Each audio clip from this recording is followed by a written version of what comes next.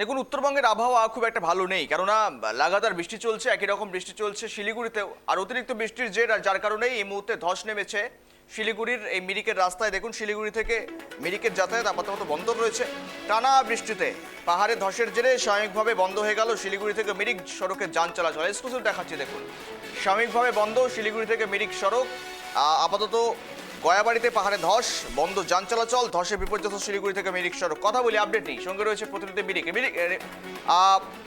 গয়াবাড়িতে পাহাড়ে ধস, বন্ধ যান চলাচল, ধসে বিপর্যস্ত শিলিগুড়ি থেকে মিরিক সড়ক। আমরা কথা বলবো, সঙ্গে রয়েছে প্রতিনিধি অংশুমান। শিলিগুড়ির যা ছবি, অতিরিক্ত বৃষ্টি, টানা বৃষ্টির জের গয়াবাড়িতে পাহাড়ে ধস নেমেছে, সাময়িক আপাতত বন্ধ শিলিগুড়ি থেকে মিরিকের যে যাতায়াত ব্যবস্থা, যে সড়ক ব্যবস্থা রয়েছে। মূলত উদ্ধার কাজ কিভাবে করা হচ্ছে এবং এই মুহূর্তের প্রস্তুতি কি রয়েছে?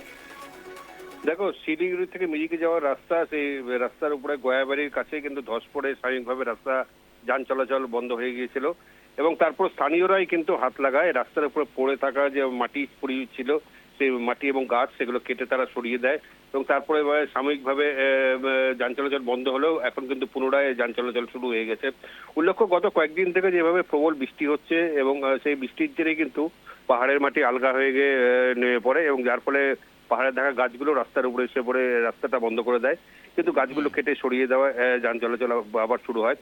যাক, প্রসঙ্গত জানিয়ে রাখি যে শিলিগুড়ি থেকে মিরিক যাওয়া যে রাস্তা, দুধিয়া নদীর উপর দুধিয়াতে বারাসন নদীর উপর যে বৃষ্টি ছিল, অস্থায়ী বৃষ্টি, সেই বৃষ্টি কিন্তু জলের স্তরে ভেসে যাওয়ায় দীর্ঘকাল যান চলাচল বন্ধ ছিল। কিন্তু সরকারের পক্ষ থেকে সেনাবাহিনীর সহযোগিতায় সেখানে বেইলি ব্রিজ স্থাপন করায় পুনরায় যান চলাচল শুরু হয়েছে।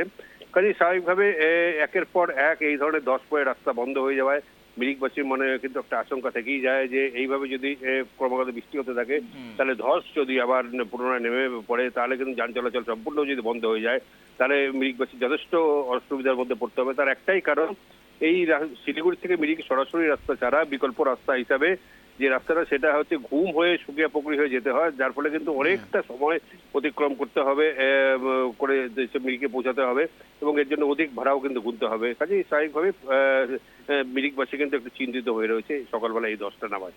গৌরব, একদমই তাই, নজর রাখো। ধন্যবাদ অংশুমান। সতর্ক থাকার জন্য বলা হয়েছে প্রশাসনের তরফ থেকে। টানা বৃষ্টিতে গয়াবাড়িতে পাহাড়ে ধস, যদিও আপাতত যান চলাচল স্বাভাবিক রয়েছে। গাছ পড়ে গিয়েছিল, ভেঙে গিয়েছিল এবং ধসের কারণেই মূলত যানজট তৈরি হয়, যদিও উদ্ধার কার্য করা হয়েছে এবং তারপর গাছগুলো সরিয়ে নিয়ে রাস্তা পরিষ্কারের কাজ করা হয়েছে এবং এই মুহূর্তে যান চলাচল সঠিক রয়েছে, যদিও গাড়ি ধীরে ধীরে চলছে। টানা বৃষ্টিতে গয়াবাড়িতে ধসের জেরেই বন্ধ হয়ে যায় সমসাময়িক শিলিগুড়ি থেকে মিরিক।